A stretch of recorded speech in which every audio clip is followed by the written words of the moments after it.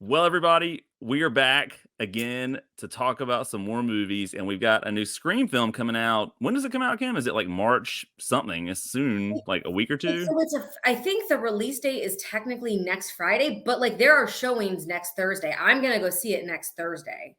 Now, I know you were talking about potentially flying back to New York to see Oh, it I with a am. friend. Oh, you are doing that. Oh, I am 1,000% doing Nice. that. That's Yes, awesome. I'm flying to Syracuse to see it with my friend Josh. That's amazing. Well, Josh, if you're watching, that's awesome. That'll be fun. That's super cool. But before we get to that, we have to talk about the other Scream movies. So admittedly, I am a Scream novice. I'll sort of just quickly give you my background. I saw the original Scream when it came out, which was like 96, 97, Yeah, something. I was maybe. in high school. I remember that. I So I was was not. definitely the target demographic at the time for that movie.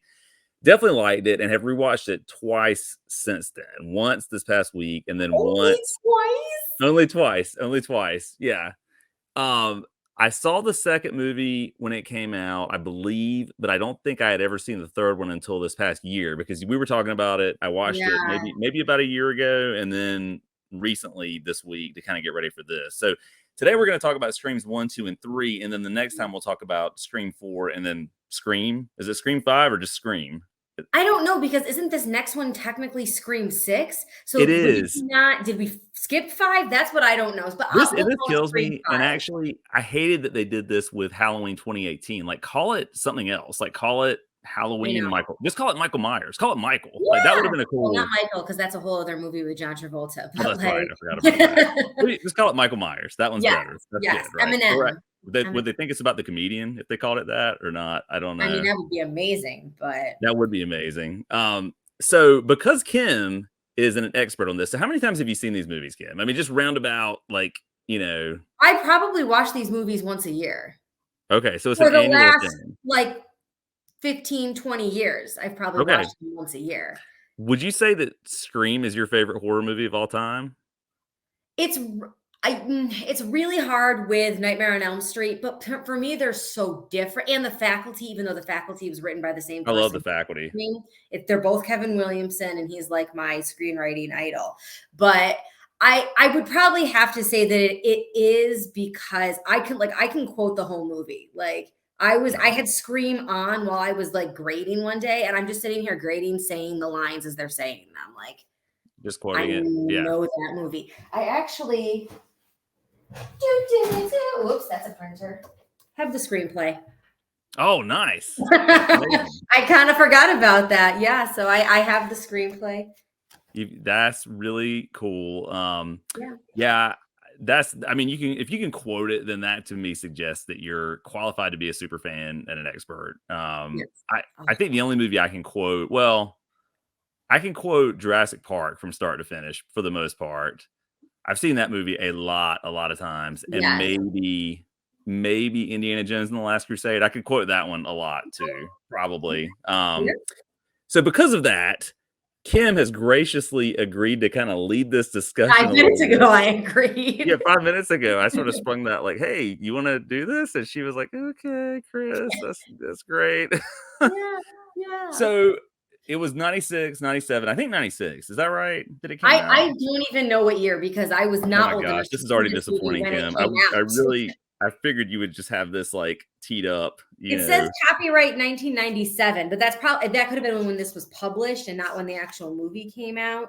The movie came out in 96. I just looked it up. Okay. Okay, yeah. So 96. So and from what I was just hearing about A Nightmare on Elm Street, you're a Wes Craven fan generally, it sounds like. Yes, I really am. Where is it? I also have a Wes Craven book. That's awesome. Screams and Nightmares. These are the books that I have, and many others. Yes, I even like Last House on the Left. Mhm. Some of his much more raunchy. Like I'm into that. I'm okay with it. I think one of his more I don't it's not really underrated, but one of the movies that I think is kind of off the radar a lot of his that I love is New Nightmare. I thought that was an awesome kind of Yeah, spin on Nightmare on Elm Street. I love that movie. I was just telling someone about that the other day. I was like, they go kind of meta. Yes, I very much. And there's the ones where Wes Craven is involved. Those are the Freddy movies that I enjoy. The ones where he's Right. not, not so Not so much. much. So, okay, with all that said, let's talk about the first movie. I'm just gonna step back and let you Okay. however you Well, want to do this. I guess I would actually big picture this conversation since we're doing Scream 1 through 3. Because I was Right. thinking the other day, I think the reason that I hate Scream 5 so much is because it just goes so much away from this Sidney Prescott arc. And I feel like that's what really anchors Halloween is having the Laurie Strode arc. And that's Yeah. where even with Freddie, we have Nancy. So when you have like that one person who's really the protagonist to the killer, and in Scream it's a little different because it's always a different killer, which is very unique. And so I think that's what I want to focus the most on in these movies is how they kind of feed into this character arc over a series of 3 movies with one person facing really different villains each time in the same costume. Because Freddy Yes. never changes, Michael Myers never changes, but Ghostface changes. Right. And that's a good observation. I hadn't thought about that, but it's totally true that that's the case. So, okay, cool. Yes. So, what I would be most interested to hear from you first is, and we've talked a little bit about this, is basically, and obviously spoiler alerts, because if you really haven't Yes, if seen you haven't Scream seen 1 these through movies, 3, right, go see yeah, them before you watch this because obviously, I mean, these movies in my opinion thrive partially, at least in part on not knowing who the killer is. Like part of the fun of yes, these movies is sort of trying to figure out the who done it aspect of it, right? yes, absolutely. And that is another reason why I hated Scream 5. And so, I guess my first thought would be, okay, wait, I had a thought and now it's gone, is thinking about the killers Yeah. and of Scream 1, 2, and 3. Which reveal did you like the most, and which reveal did you like the least? I think I Or like the two, and I know we've talked about this a little bit. should I also talk about which one is my favorite before I say that or not? Because they're different. I have a different favorite reveal and a different favorite movie. Yeah, do reveal first. My favorite reveal is Scream 3. That's my favorite Okay, reveal of the okay. 3. Yeah, Yeah, I like that one a lot too. But is Scream 1 your favorite it movie? is. I think Yeah, it's I mean, yeah, personally, like, I think it's the most I mean, they're all solidly made, like, no doubt. They're all fun movies to watch for sure. I just think it's the most iconic. I mean, I think the first, like, 15, 20 minutes of that movie stand out as, like, just being awesome. I just think the formula and the self-awareness of the first movie, even though it's duplicated well in the other sequels, I just think it's done perfectly in the first movie. So yes, the first one's my favorite. The yeah. reveal in 3 is my favorite of the reveals.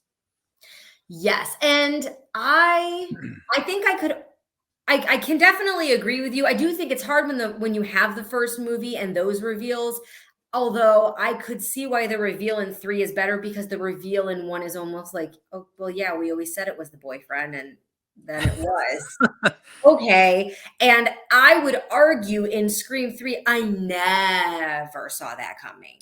I Never. didn't either. I didn't in fact, it was funny. So I have seen it before, but for the first, like, little bit of the movie, I'm like, "Wait a second, who was it again?" Like, I just was, like, drawing a blank, and then it kinda came back to me, But I so didn't feel like it was totally out of left field either. Like I feel like finding out that it is her brother from when her mother, because even from the first movie, they built up her mother as this character who was clearly unhappy with her life, and having affairs, and nobody really knew who she was. So it played right into that storyline naturally, in my yes. opinion. Yeah, I totally think so. I actually, I know you had talked before, and we'll talk about this when we look at Scream 4 and Scream 5, how you felt like Scream 4 was a good kind of capper in a lot of ways to the story. Yes, I actually I felt did. like Scream 3 was a pretty solid, like, Yes. If wrap they had up. never made another movie, that is what I loved for so long. I thought it was the perfect trilogy. And then Scream 4 came out, and I like Scream 4 a lot, so I'm okay. And then it went down from there. Yeah, and we'll talk about Scream 5. This is you're gonna hate me for this, but in a lot of ways, if I have one gripe about these movies, it's that they all start to blend together in my head. And again, I think part of it is because I've only seen them all together recently. Like if I had Yeah, seen them years apart, it would be different. I But can it's see kind that. of the same formula in a lot of ways, right? Like, okay, Yes. so they're just in different settings, like college versus Hollywood versus whatever. So And that's what I will say I am most interested to see in Scream 6 because it is the first time that they've left Woodsboro and they've left Sydney. At least in the I know. She had to join the Ghostface discussion. puppy. The pitter-patter of little paws. It was super distracting. She's gonna laugh But at at it. least in Scream 1, 2, and 3, we're still following the same people. In Scream 6, we are really off the reservation now. So I'm interested for that. But okay, Yeah. so Scream 3 has probably the best reveal. Is Scream 1 that what and is that? I guess just is that your favorite reveal, or do you have a different yes, one? I would argue yes. And the only reason I get sort of torn is because I love Matthew Lillard. I think he is hilarious. And having him end up being one of the killers and all of his dialogue as he's dying is like Right. pure cinematic genius. That moment where he is on the phone with Sydney and he's like, "You called the police? My mom and dad are going to be so mad." Like, I'm sorry. There has never been a better cinematic moment in my life. I loved it. Well, and I do have we were, texting about this yesterday. I guess it was maybe the day before yesterday, whatever it was about Scream 2. It's got one of my favorite moments Yes. ever in it, which is completely stupid. And like I was doing a little bit of Googling trying to figure out if there was a backstory to that. Like, why did this person do that in that scene? Like, how did it stay in the final shot? All that. But anyway, we'll get to that in just a little bit. Yeah. Well, and speaking of Scream 2, so I feel like you have this Scream 1, right? That is wildly successful. Yes. Now you have to do Scream 2 and try to match that. And what's interesting, and I haven't like looked up exact timelines, but there are a lot of I think big name celebrities, Joshua Jackson, Sarah Michelle Gellar, that end up having these very small bits. And I wonder, is that, and I don't know, but I would argue, is that a continuation of the first movie's attempt to be like, "Hey, Drew Barrymore, you're famous. Come into this movie so that we can kill you and break away from everything they thought. We're going to have Scream 2. Let's bring in some of our normal sort of teenage actors and we're going to kill them or not even have them in another scene. Like, we're just Yeah. going to shatter all your expectations here, people." And I almost forgot about the very beginning of Scream 2 in the movie theater. I'm like, oh yeah, Jada Pinkett Smith is like in this But movie yes, at the yes, beginning, right? Like, yeah. yes. Which that I like you were saying the formula and the openings, I do feel like to me that's the weakest opening because it doesn't have any real connection. The only thing is the names, and that's why we have a copycat. And so Right. I don't love that opening sequence. To me, it sort of feels disconnected to the style of the rest of the movie.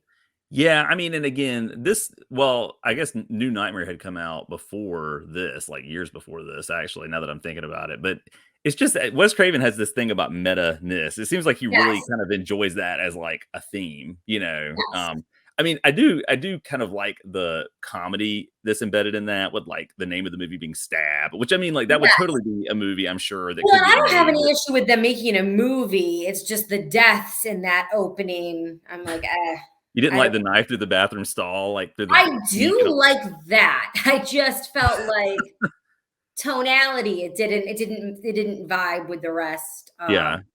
of the movie. But I think again, it's very much let's make a commentary on how film impacts art and life, which is ultimately what Scream 2 is all about.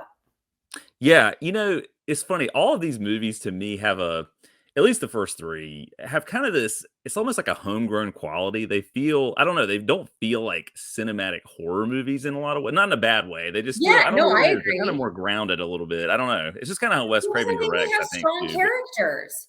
They have yeah. strong characters that so like Tatum in Scream 1, she kind of fits like the ditzy slutty friend mold, but like not completely. And you've got like the fool friend, but not completely. Everybody kind of almost goes to a stereotype, but doesn't quite. And I think that's the point, and that's what makes it feel grounded and less campy. So you're more invested. You see yourself in these characters. You're like, oh no, I'm totally Jamie Foxx or Jamie Kennedy, sorry, or Nev Campbell. I'm that person. Is there a character that you feel like you relate to, or that is more representative of you than any? Especially among sort of the whole cast out of all three of these. I'm just curious. Well, I mean, clearly Sydney Prescott. Right. I would be the Obviously. final girl. And I do feel like I vibed with that character growing up. I don't know why. I was very much into Sydney Prescott. But I also like Randy, the new movie nerd, I think yeah, that's totally, yeah, yeah, that's totally me. yeah, Yeah. And I yeah. did like the way that they brought him back into the third one. I thought that was pretty ingenious. Yes, Yeah. yes. Yep. I just quoted that to somebody the other day and they were like, I'm like, I know these movies. Yes. Yeah. But yeah, no, and I will say like that for me was probably the most heartbreaking moment of Scream 2. When he got killed. Yeah, the van scene. Like And I I gotta almost cried. say, I know we're kind of just sort of spitballing a little bit, but thinking about Scream 2, when you get the reveal there at the end of that movie of who the two killers are, did you see that one coming, or were you No, I okay? don't remember seeing that one coming at all. But I think I was texting you as I was rewatching it that I found little Easter eggs in my latest rewatch where they both killers make a comment that absolutely gives away who the killers are. Like the Debbie Salt reporter character says, well, if the killer is copying Woodsboro, I think it makes sense that they're from Woodsboro. She is the killer from Woodsboro. She was Billy Loomis's mom. And then Mickey, no, I forget what it was, but he made a comment at one point also. And I was like, he just admitted that he was the killer basically in the comment that he made. But they're so throwaway that you don't think about it. But looking back, you're like, yep, they just pointed themselves out as the killer. So it was cool to see that.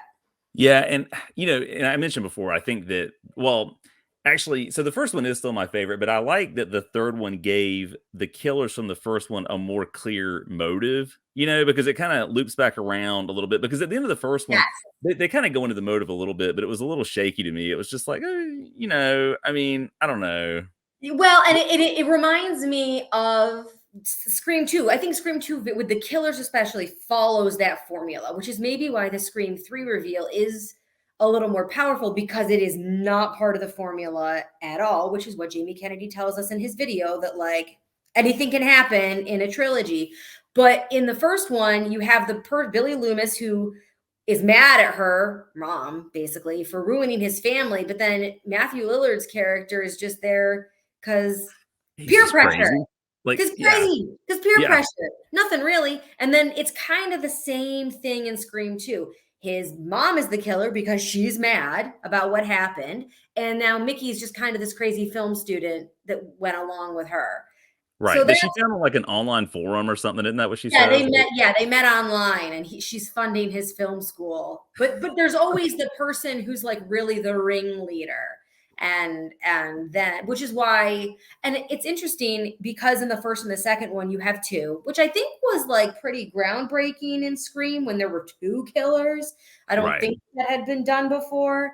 But then, so I think in Scream 3, you're constantly like, could it be two people? Who is it going to be? It's got to be two people. And then it is just one person. And I like that. That's refreshing that they broke away from their own formula. In the third one, they do a really good job of trying to throw the audience off the trail. Like the first time, I remember the first time I Yes. watched it, when you see the cop, the guy from what is he from? Grey's Anatomy, whatever that guy. Yes. Patrick I can't remember. Dempsey. Yes, when he's like, "Oh, my phone battery died. Can I borrow your phone?" Like those little things where you're thinking, like, okay, like just these little glimpses that's And the probably who it is. actress, she has a phone and a mask in the bathroom. And then even by throwing kind of some blame at the actual killer, they've sort of said, oh, yeah, it could be him. Oh, no, it can't be. So, and then now, okay, here's my one gripe with Scream 3. Okay, So, killer guy, oh my gosh, and I don't even remember his. Roman or Yes, Roman. Thank you. I knew it was kind of a Yeah, weird name. Now that yeah, that's weird. yeah, So Roman goes to look for something in the basement, and when the actress goes down to find him, she finds him in the freezer all dead. Doesn't right. check his pulse, doesn't anything. just sees him and goes, "He's dead." And when someone asks her, she's like, "Is he dead?" She's like, "Yeah, definitely." How do you what? How no? And that's where I'm like, okay, someone who is watching close enough could in that moment have been, we don't know for sure he's dead. That's where I'm like, could you have just tried to convince us a little more? Right, and I think so again, I really can't fault these movies on much at all, but my only other thing is and you know, they I guess they wouldn't last very long if this didn't happen, but a lot of times when the killer, whoever it is in whichever movie, is chasing somebody, they are the clumsiest people in the world, like, they are falling through windows, they're tripping over chairs, like, what in the world? Like, you're a killer, like, how They're wearing a black gown. Okay, you try chasing people in a dress because that's basically what they're doing. It is It's not true. easy. And I'm Okay. sure they can't see very well because they've got the ghost face thing going on. Okay. But it's just I mean, obviously the movie convenience, the plot I mean, it's gotta happen, I guess, but, And I have a very vivid memory. I watching Scream 1 and 2, I was, like, scared. Like, I was scared of those movies, and especially Scream 1, like, the opening s when you see Drew Barrymore's body, which they had to really edit to get their rating even at an R. Like, Oh, that really? is yes. That is like, that's why they sped it up so much because if they slowed it down at all, it would have not have gotten an R rating. It was too much. Oh, And even Scream 2, I was scared because I think the opening sequence at that movie theater is very disturbing. it And is. then Scary Movie got released, and I had told you recently that very inappropriately I was taken to see that movie. I my little sister was also with me. So my Okay. mother took my little sister and I to see Scary Movie at 10 o'clock at night when it on opening weekend. We were the only children, obviously, in that theater. Of course. But that yes, as no one should have been anyways, but it was campy and it made fun of all these movies. Then I saw Scream 3 and I laughed. And I Yeah, remember going, "Oh," and it was the scene where the girlfriend's getting stabbed in the apartment. I think the ghost face tripped or something. right. And I laughed and I'm like, "Oh, I'm not as scared anymore because this movie totally made fun of all of them." And now so it was and I was a little older. And so it was a nice transition into like I can watch this movie and not be horrified. I like am enjoying it now. So I'm gonna give you a quote here, and I'm not gonna this person's gonna remain nameless. I have a friend who also really enjoys horror movies, and I wanna Okay. just sort of tell you what he said about the Scream movies and see what your response to this would be. And if he's watching this, he's probably like, "Dude, why are you saying this?" He said, "Scream movies are for people who are horror movies for people who don't really like horror movies." What do you Now, think about that? I disagree respectfully Right. because I do enjoy horror movies, but I completely understand that sentiment. I really do because there is such a comedic level to the movies. It's not like Nightmare on Elm Street or Texas Chainsaw Massacre. You know, there's Right. not that grittiness to it. Yeah. But maybe that's also why I like them so much because they're much more digestible.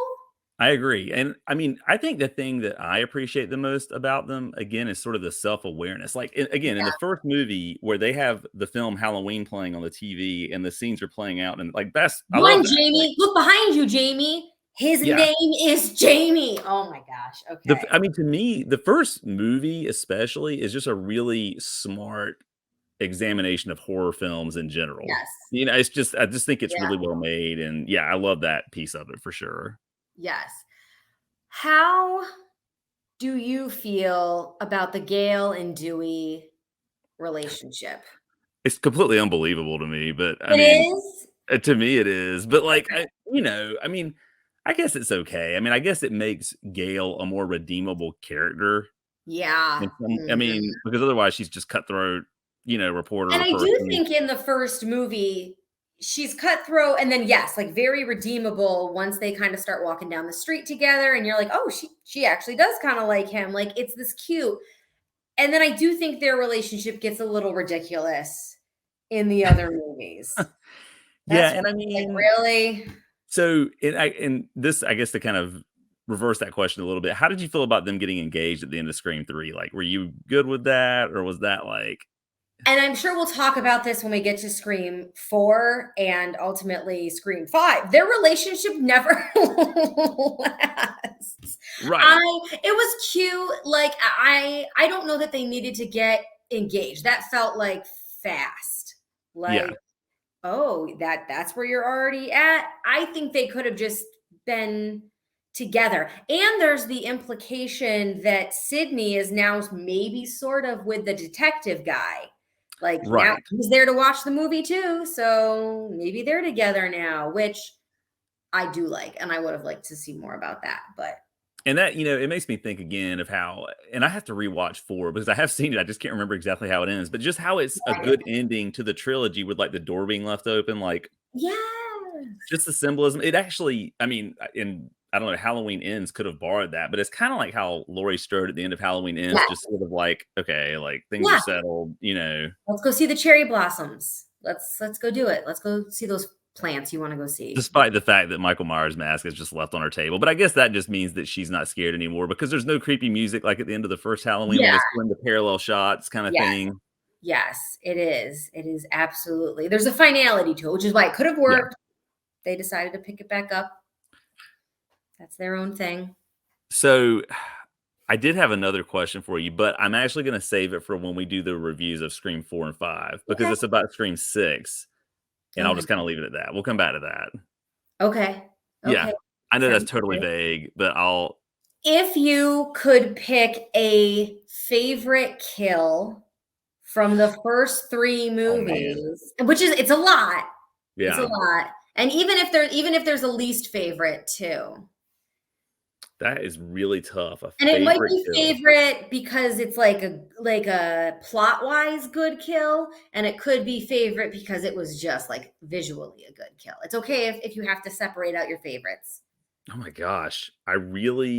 So I don't know if this is just me forgetting, which is completely possible, or if this is anything representative of the kills in the movies themselves that a lot of them felt kind of the same to me. Like, I mean, it's a guy with a knife stabbing somebody. Like, It's I will true. say though, and you just mentioned this too. I thought the beginning of the second movie had a pretty gruesome, like where Jada Pinkett Smith is getting Yeah, stabbed in the stomach, like, and yeah. just like repeatedly, people are just kind of ignoring her. Like that was pretty solid. I mean, really, I guess Drew Barrymore's death at the beginning of the first one is probably my favorite. Like, Yeah. I I don't mean, know. Like, quality, iconic, plot-wise, like, I don't think it gets better than like, that is what I aspire to in my writing, is to in write your a writing, death right, scene. Kim? Just to be Yes, clear. in my writing is to write a death scene like that. But I really enjoy in Scream 2, the chase scene through the sound studio, and Yes, then where there's the soundproof window. I thought that was that cool. was, and I know technically doesn't result in a death, but I thought that scene was really cool. And then, kind of in a similar vein, I liked in Scream 3 the and it was a quick kill, but the kill of the actress in the studio. Again, I thought they used this space really wisely to like create tension and give a hiding spot. And then I wouldn't think to like smash a window and basically like sever somebody's stomach with it. Like, Yeah. cool. So so now I'm thinking about the one that I didn't like the most. I felt like in Scream 2, the one where what's the actress's name? The sorority Sarah house. Michelle Gellar, Buffy the She gets Vampire where Slayer. right, of course, sorry, where she gets thrown out the window. Like, I mean, it wasn't like a bad kill, but it just felt like there was a lot of build up, and I was expecting Yes. something a little bit more like gory or intense. I like that scene because for me, it's like an old throwback to the Was that killers a in the pun? Throwback, like out the window kind of house. thing? Ha, Like, ha, ha, ha. But it very much had a when a stranger calls feel of like the killer's already in the house. And okay. we know that as the audience, we see it. We're like, when is she going to figure out that this killer is in the house with her? And so, okay, all this is making me think because I just wanted to touch on it quickly. The scene that I alluded to earlier with the guy running out of the house when they're like, "Oh, the police are down the street. Like something's happening at Yes. the Chi or Yes. whatever other fraternity or sorority house." The guy that runs out on the steps with the bowl of chips and just goes, and then just keeps running. Like I every time that is my favorite movie. They're my favorite moment of all three of these movies, which is terrible to say, but like I don't know what's going on there. It's hilarious. I'm gonna put a clip Yeah, of it in I this think, review, I but think yeah. if you see those moments, you can't unsee them. Yeah. That's just how it is. I don't know how that got missed, and who knows, and maybe they thought that's how someone would really look in that situation. I think the only reason I ever noticed it was not it was like a year ago. It was right before me and you started talking about these movies, and you were like, "Oh, here, borrow these and watch them." Someone on Twitter had tweeted a clip from Um, that in that clip, and they were like, "What is this guy doing?" And it just kept getting retweeted and retweeted, and then like I could not see it. And then when I was watching the movie, it just stood out, you know. Yeah. So I don't know. It's hilarious to me.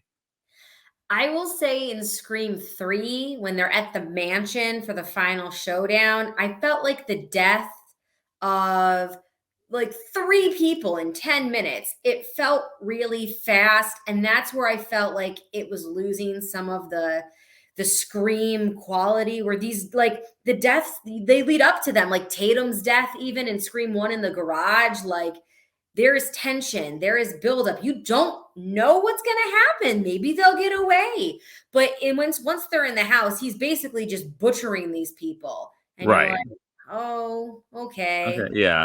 all right. That now that you mentioned the garage door, that was a pretty good death. And I it's just hard wish now because it's been parodied so much, but like it the first time you see it like that and I will say, when thinking about like moments where you're like, really, when Sydney discovers Tatum's body in Scream 1, to me I was like, really, that's how you're reacting to your best friend's body being hung above you in the cat door? She's like, Well, and I was expecting so, and thinking about this from like a logistical and physics point of view, this would not happen. But I was expecting her to get cut in half, right? Like you're just expecting like something more gruesome, like her to like break. Like I mean, just something. But I guess that would have made the rating. Like I don't know how gross they could get with that sort of thing. yeah, and You know, also it wouldn't have been realistic, and that's where I think it would have gone into like a Texas Chainsaw Massacre type feel, that's too true. gritty, and you lose what you said, that grounded nature of the movie. And I think your friend's comment about Scream being for people who don't like horror movies, I think that's the difference.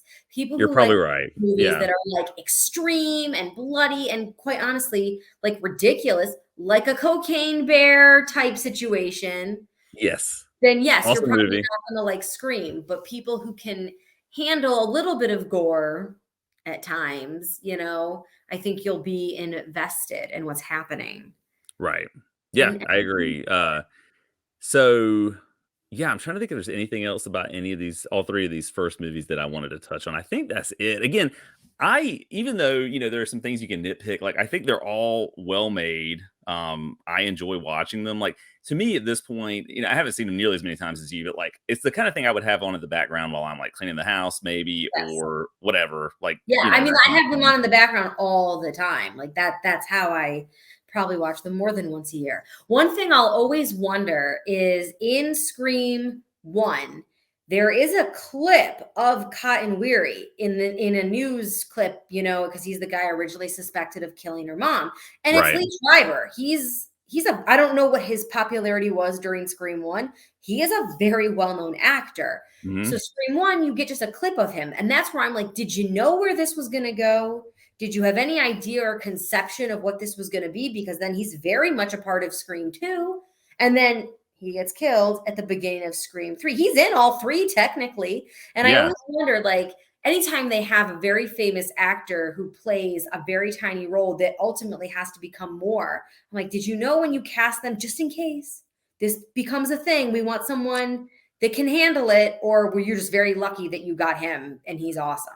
I mean, at that time period, like late '90s, early 2000s, I don't think he was like a megastar yet. I Okay. mean, I think he was trending that direction. But yeah, that's a good question. So the other thing that I like about these movies too is just the fact that they're kind of like time capsules, just like the dress and the just everything going on, like the cell phone situation When in some I of these saw movies. it last year, the year before, when they put Scream back in theaters for like an anniversary, and there's that line about, son, what are you doing with a cellular telephone? Everybody started laughing in the theater because now we're like, are you for real?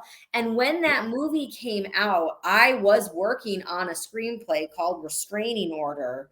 And like in the screenplay, I think there was a VHS tape was one Yeah. of the things. There were no cell phones, and then every year when I went back to work on that screenplay, I had to change the technology because the technology, and then eventually I was like, I'm not going to write this stupid movie anymore. I can't do it. Like, there's too Yeah, much I mean, technology. It wouldn't matter. Actually, well, now I it's have like an idea, but if these characters in these movies had the same cell phone technology that we have now, like I think 90% of their problems would have been resolved or could have been resolved, probably. well, and then we'll talk about it with Scream 4 and 5 because they do, and it kind of gets used against them, which is, I think, what you ultimately have to do.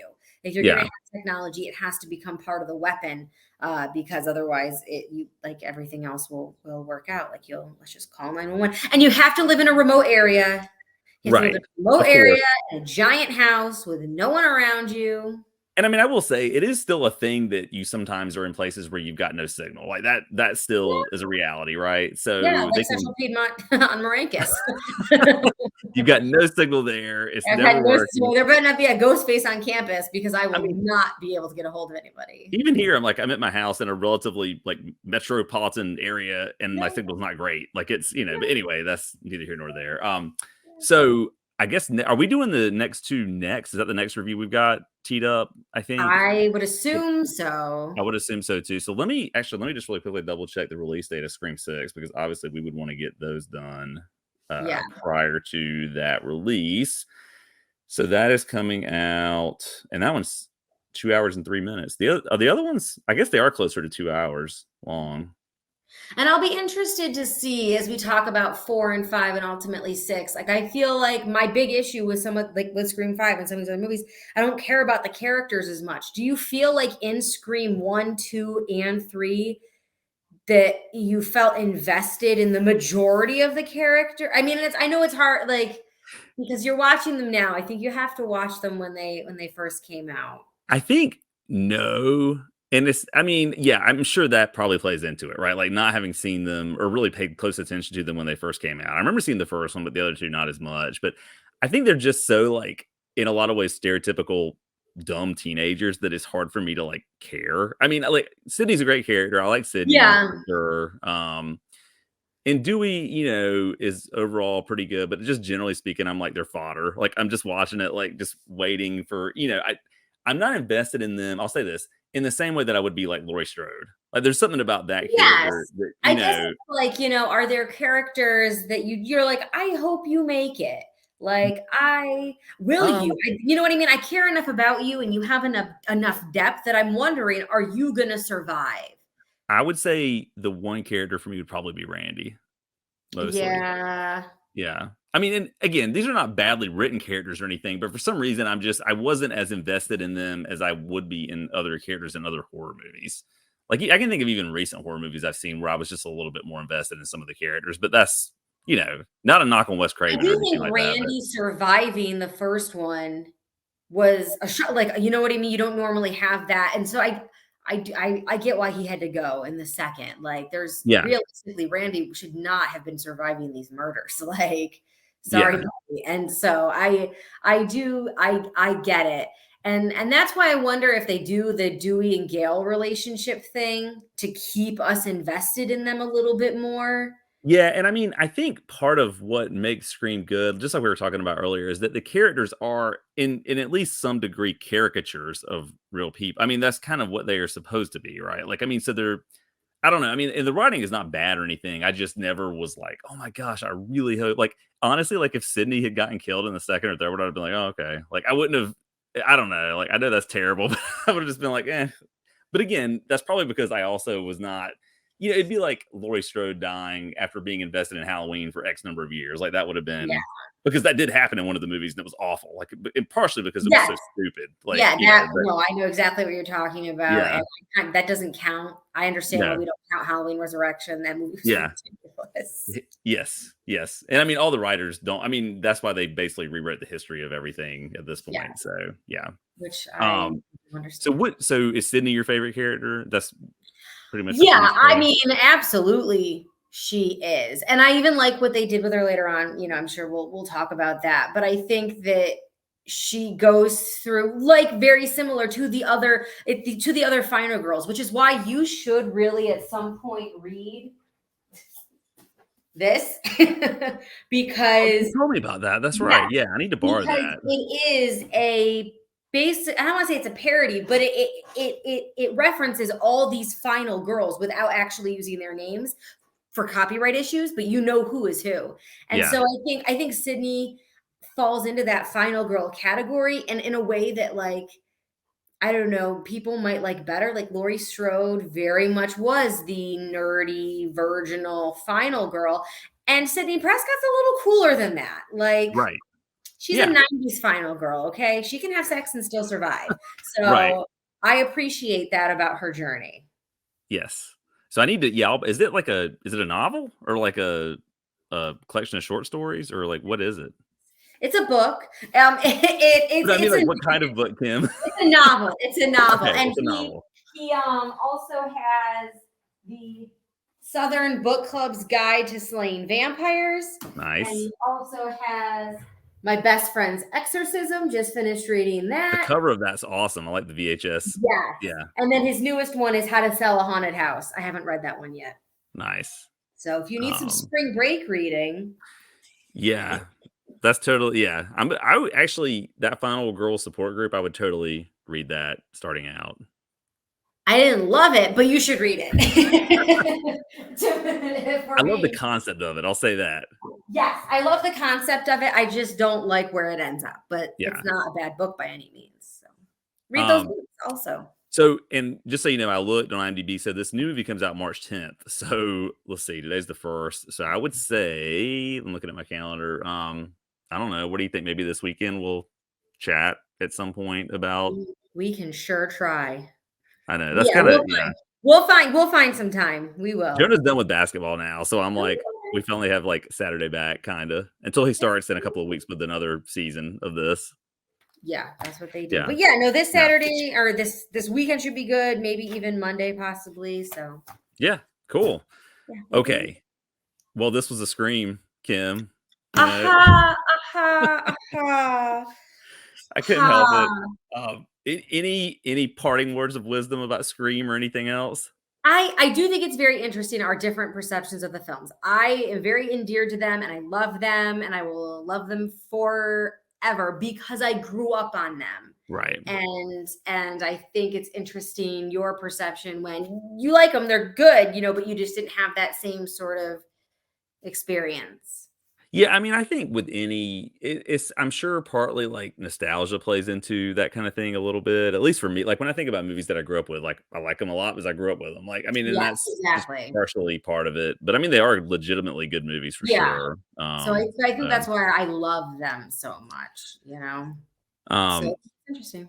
Well, I guess we'll tie this one up. We'll be back in a weekish with this next piece of the review puzzle as we get into Scream 4 and 5. Kim, as always, it was fun, and we'll be back soon.